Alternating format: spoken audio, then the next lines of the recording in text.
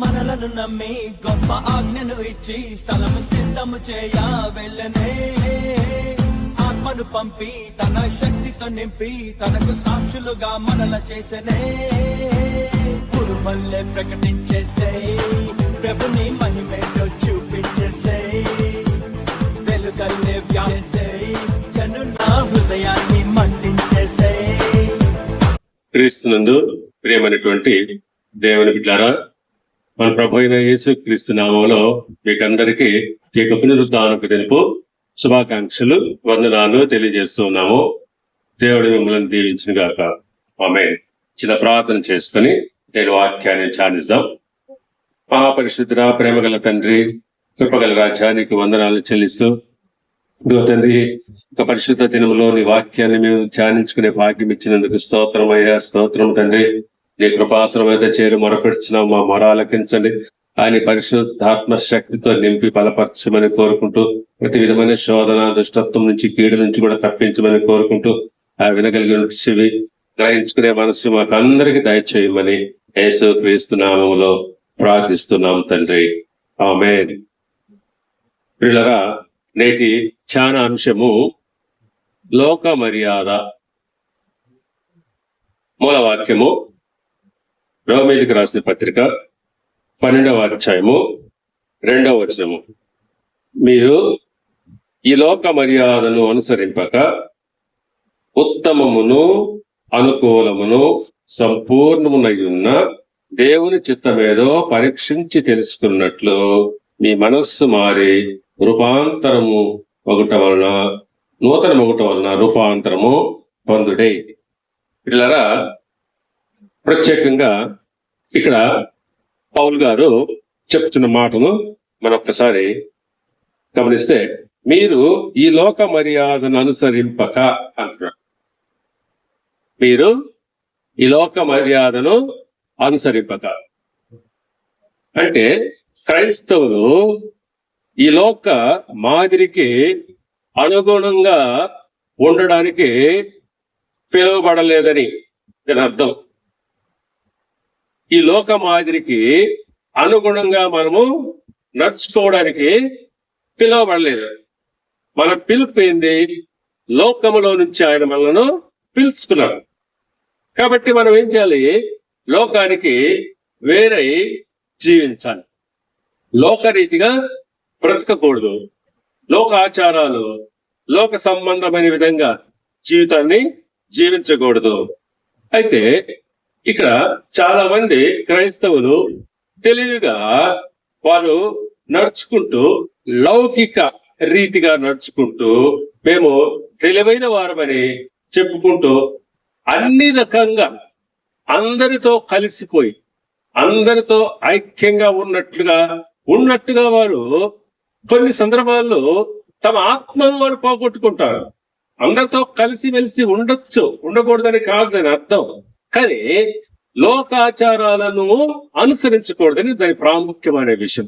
నువ్వు లోకంలో జీవిస్తున్నావు, అందరితో కలిసి ఉండడం కాదు ఇక్కడ మనం ప్రాముఖ్యమైన విషయం. అందరితో కలిసి ఉండడం వేరు, లోకాన్ని అనుసరించడం వేరు. కాబట్టి లోక ఆచారాలను అనుసరించకూడదని ఇక్కడ పౌలు గారు స్పష్టం చేస్తున్నాం. ఈ లోక మర్యాదను అనుసరించకుండా, ఈ ప్రపంచ ధర్మము చొప్పున ఈ లోక మర్యాదను అనుసరించకూడదని ఆయన చెప్తా ఉన్నాడు. ఈ లోక మర్యాదను అనుసరించేది ఎవరు? మనం స్పష్టంగా గమనిస్తే రోమీయులకు రాసిన పత్రిక 8వ అధ్యాయము 5వ వచనములో ఈ లోక మర్యాదను ఎవరైతే అనుసరిస్తారో వారి గురించి చెప్పబడింది. శరీరానుసారులు శరీర విషయముల మీద మనసుంచుదురు. ఇక్కడ శరీరానుసారులు అనగా శరీర సంబంధమైన వారు, లోక సంబంధమైన వారు ఎటువంటి విషయాలపైన మనసు పెట్టుకుని ఉంటారు? శరీర విషయాలు, శరీర సంబంధమైన విషయం. ఏమి తిందుము, ఏమి తాగుదుము, ఏమి ధరించుకుందుము, ఏమి చేతుము అనేటువంటి విషయాలపైనే వారు ధ్యాస ఉంచుకుంటారు. కానీ ఆత్మ సంబంధమైన విషయాల పైన వారు ఎంత మాత్రం కూడా ఆసక్తి కలిగి ఉండరు. వారు ఈ లోకంలో ఏది సంపాదించుకోవాలనేటువంటి ఆశతోనే ధ్యాసతోనే బ్రతుకుతుంటారే కానీ ఆర్భాటాలకును స్వార్థపూరితమైన జీవితంలో అత్యాశక జీవించడానికి ప్రయత్నిస్తుంటారే గాని వారు ఈ లోక మర్యాదను అనుసరిస్తున్నారు. అందరులాగానే లోకస్తుల్లాగానే జీవిస్తూ డంబమైనటువంటి జీవితాన్ని ప్రదర్శించుకుంటూ బ్రతుకుతూ మేము దేవుని బిడ్డలము అని చెప్పుకోవడం ఎంతవరకు కరెక్ట్ అని మనం ఇక్కడ గ్రహించాలి. శరీరానుసారులు శరీర సంబంధమైన విషయాలపైన మనసు పెట్టుకుంటారు, ఆత్మానుసారులు ఆత్మ విషయాలపైన మనసు ఉంచుతారని ఇక్కడ స్పష్టంగా తెలియజేస్తున్నాం. అంటే ఈ లోకరీతిగా నడుచుకునేవారు శరీర సంబంధులని, శరీర స్వభావానికి లోనైన వారు శరీర స్వభావములకు చెందిన విశేషాలపైన వారు మనసు పెట్టుకొని ఉంటారు. అది దేవునికి విరోధమైంది. చూడండి పిల్లగా 6-7 వచనాలు మనం గమనిస్తే అదే అధ్యాయము 6-7 వచనాలు, ఆత్మానుసారమైన మనసు జీవమును సమాధానమునై ఉన్నదే, ఏలయనగా శరీరానుసారమైన మనసు దేవునికి విరోధమైనది, అది దేవుని ధర్మశాస్త్రమునకు లోబడదు, ఏమాత్రమును లోబడదు. చూడండి, శరీరానుసారమైనటువంటి మనస్సు అనేటువంటిది దేవునికి విరోధమైంది, అది సాతాను సంబంధమైనది, అది ఎంత మాత్రం కూడా దేవునికి లోబడదు. శరీరానుసారులు ఏ మాత్రం కూడా వారు దేవునికి లోబడదు. వారు శరీరరీతిగానే ప్రవర్తిస్తుంటారు, శరీరానుసారంగానే జీవిస్తుంటారు, ఈ లోక సంబంధమైన వాటిపైనే మనసు పెట్టుకొని ఉంటారు. ఆత్మ సంబంధమైన వాటి వారికి దృష్టికి అవి చాలా సులభంగా కనిపిస్తాయి. అవి వాటిని నమ్మరు, వాళ్ళు వాటిని ఘనమైనగా ఎంచరు. ఈ లోక సంబంధమైనవే వస్తువాహనాలు, ధనధాన్యాలు ఇవి మాత్రమే వారి కంటికి గొప్పగా కనిపిస్తాయి. కానీ పర సంబంధమైనవి ఏవి కూడా వారికి ఎంత మాత్రం కూడా ఘనమైనవిగా ఎంచరు. ఇక్కడ గమనిస్తే ప్రభు అందును బట్టి శిష్యులు ఒకసారి యేసు ప్రభుతో మాట్లాడుకునేటప్పుడు ఆయన వారితో చూసి, పేతురును చూసి ఆయన చక్కటి మాట చెప్తున్నాడు. మార్క్స్ వార్త 8వ అధ్యాయము 33వ వచనములో, మార్క్స్ వార్త 8వ అధ్యాయము 33వ వచనంలో, అందుకు ఆయన తన శిష్యుల వైపు తిరిగి వారిని చూచి, సాతానా వెనుకకు పొమ్ము, నీవు మనుషుల సంగతులను మనస్కరించుచున్నావు గాని దేవుని సంగతులను మనస్కరింపకున్నావని పేతురును గద్దించాడు. ఇక్కడ పేతురులో కూడా ఆయన మానవ స్వభావాన్ని చూస్తున్నాడు. ఆయన పేతురులో కూడా తన శిష్యుల్లో కూడా యేసు ప్రభు వారు మానవ స్వభావాన్ని గమనించాడు. పేతురుని అంటున్నాడు, నీవు మనుషుల సంగతులను మనస్కరిస్తున్నావు, అంటే మనుషుల సంగతులను తెలియజేస్తున్నావు కానీ దేవుని యొక్క సంగతులను మనస్కరించుకోవట్లేదు, అంటే నీ మనసులో పెట్టుకోవట్లేదు. దేవుని సంగతులు వేరు, మనుషుల సంగతులు వేరు, ఈ రెండు వేరు వేరు పరస్పర విరుద్ధమైనవి. నువ్వు దేవుని సంగతుల గురించి నీకు అర్థం కావడం లేదు పేతురు అనే పేతుర్ని ఖండించాడు. చూడండి పిల్లరా, రోమాపత్రిక 8వ అధ్యాయము ఇందాక మనం చదువుకున్నట్టుగా 12-14 వచనాలు చూస్తే, కాబట్టి సహోదరులారా, శరీరానుసారముగా ప్రవర్తించుటకు మన శరీరములకు రుణగ్రస్తులము కావు. మీరు శరీరానుసారంగా ప్రవర్తించిన ఎడల చావలసిన వారై ఉందరు గాని ఆత్మచేత శరీర క్రియలను చంపినలా జీవించుదురు. ఇప్పుడు మనము శరీరానుసారంగా జీవించడానికి మనం ఏమైనా శరీరానికి ఏమైనా రుణగ్రస్తులం, బాకీ ఉన్నామా? కాదు. కాబట్టి మీరు శరీరానుసారంగా ప్రవర్తిస్తే చావలసిన వారే. మరణము, శరీరానుసారమైన మనసుని మరణానికి దారి తీస్తుంది. కాబట్టి ఆత్మచేత మనము శరీర కార్యాలని చంపొచ్చు, శరీర క్రియలను ఆత్మచేత వాటిని చంపిన జీవిస్తాం. కాబట్టి ఆత్మచేత ఎందరూ దేవుని ఆత్మచేత ఎందరూ నడిపింపబడుదురు, వారందరూ దేవుని కుమారులై ఉందరు. వారు లోకస్తులుగా ఉండరు. ఎవరైతే దేవుని ఆత్మ కలిగి ఉంటారో వారందరూ కూడా దేవుని పిల్లలుగా ఉంటారు. వాళ్ళు ఈ లోక సంబంధంగాను ఈ లోక మర్యాదను అనుసరించరు, లోకాచారాలను మనసులో పెట్టుకోరు.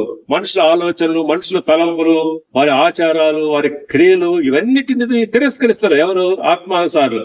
శరీరానుసారులే ప్రతిదీ నమ్ముతారు, ప్రతిదీ చేస్తారు, ప్రతిదీ ఇస్తారు. అందరితో సమానంగా, అందరితో కలిసిపోయి, లోకంతో కలిసిపోయి జీవిస్తూ శరీరసారంగా బ్రతుకుతూ మేము కూడా క్రైస్తవులమే, మేము కూడా దేవుని బిడ్డలమే పేరుకు మాత్రమే చెప్పుకుంటుంటారు. కానీ వారంతా కూడా లోకరీతిగానే జీవిస్తూ ఉంటారని ఇక్కడ మనం పౌలు గారు చెప్తున్నారు. పౌలు గారు ఆనాడు ఆ యొక్క సంఘాల్లో ఉన్నటువంటి పరిస్థితులన్నీ కూడా గమనించి ఈ మాటలు చెప్తున్నారు. అవే ఈనాడు కూడా మన సంఘాల్లో కూడా ఉన్నాయి, ఇంత మాత్రం లేకుండా పోలేదు. అవే మనం కూడా చేస్తున్నాం. ఫిలిప్పీలకు రాసిన పత్రిక 3వ అధ్యాయము 18-19 వచనాలు. అనేకులు క్రీస్తు శిలువకు శత్రువులుగా నడుచుకొంచున్నారు. వీరిని గురించి మీకు అనేక పర్యాయములు చెప్పి ఇప్పుడు ఏడ్చుచూ చెప్పుచున్నాను. అనేక పర్యాయాలలో ఈ శరీరానుసారుల గురించి చెప్పాడు. క్రీస్తు శిలువకు విరోధులుగా శత్రువులుగా జీవిస్తా ఉన్నాడు. ఇప్పుడు ఆయన ఏడ్చుచూ కూడా ఈ యొక్క ఫిలిప్పి సంఘంతో మాట్లాడుతూ ఉన్నాడు. ఏమంటున్నాడు చూడండి, నాశనమే వారి అంతము, వారి కడుపే వారి దేవుడు, వారు తాము సిగ్గుపడవలసిన సంగతులందు అతిశయపడుతున్నాడు. నాడు మనం సిగ్గుపడాల్సిన విషయంలో మనం ఎంతగానో అతిశయపడుతుంటాం. చాలా కుటుంబాల్లో చాలా మంది మనుషులు వారు ఏ విషయాల్లో అయితే దేవుని బిడ్డలు సిగ్గుపడాలో వాటిని అతిశయంగా చెప్పుకుంటారు. వారి యొక్క తల్లిదండ్రులు కానీ వారు కానీ వారి యొక్క బిడ్డల గురించి ఎక్కువని అతిశయంగా చెప్పారు. సిగ్గుపడాల్సిన విషయాల్లో వారు గొప్పగా చెప్పుకుంటూ వారు ఏం చేస్తున్నారంటే భూ సంబంధమైన వాటి అందే మనసు పెట్టుకొని ఉంటున్నారు. ఇవే శాశ్వతమైనటువంటి మనం శాశ్వతంగానే ఇక్కడ భూమిలో మన స్థిర స్థాయిగా జీవిస్తామనే ఉద్దేశంతో కలిగి అవి వారు ఎంతగా వారు ఈ భూ సంబంధానికి భూమి విషయాలకి వారు లోకుగా అయిపోయినారో ఇక్కడ మనం గమనించవచ్చు. చూడండి, కొలసీలకు రాసిన పత్రిక 3వ అధ్యాయము, కొలసీ 3:1-2 వచనాల్లో 2వ వచనాన్ని చూస్తాం. పైనున్న వాటి మీదనే గాని భూ సంబంధమైన వాటి మీద మనసు పెట్టుకునడి. పైనున్న వాటి మీదనే గాని భూ సంబంధమైన వాటి మీద మనసు పెట్టుకోవద్దని ఇక్కడ చెప్తున్నాడు. ఎందుకంటే ఏలైనగా మీరు మృతి పొందితిరి, మీ జీవము క్రీస్తుతో కూడా దేవుని యందు దాచబడి ఉన్నది. కాబట్టి మనము భూ సంబంధమైన వాటిపైన ఎంత మాత్రము కూడా మనసు ఉంచాల్సిన అవసరం లేదు. మన జీవము క్రీస్తుతో కూడా ఉన్నది. క్రీస్తు వచ్చినప్పుడు ఆయనతో పాటు మనం కూడా వస్తాం. కాబట్టి పిల్లారా, ఈ యొక్క నిరీక్షణ మనం కలిగి జీవించాలి. కాబట్టి దేవుని బిడ్డలారా, మనము ఈ లోక మాదిరిగా ఉంటకు పిలువబడలేదు. అంటే లోకస్తులుగా జీవించకూడదు. లోకము దాని ఆశలు ఏమైపోతాయి? గతించిపోతాయి.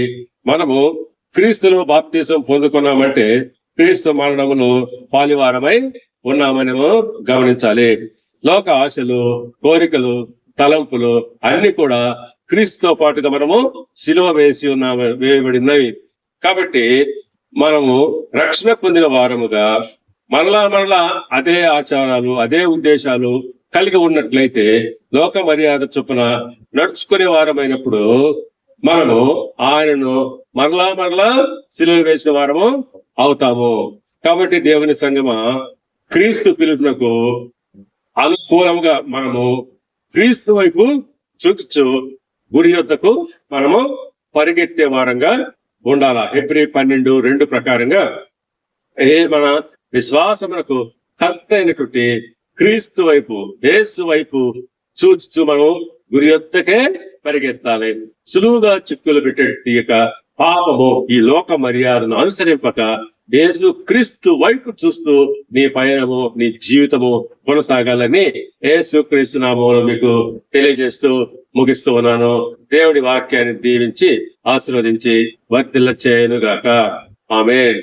ఇప్పుడు మన పరమ తండ్రి అయిన దేవుని ప్రేమయు, ఆయన కుమారుడును మన రక్షకుడైన యేసు క్రీస్తు యొక్క కృపయు, పరిశుద్ధాత్మ దేవుని యొక్క అన్యోన్య సహవాసమును, సమాధానమును, శాంతి ఇప్పుడు ఎల్లప్పుడు సదాకాలము మనందరి మీద ఉండును గాక. ఆమేన్.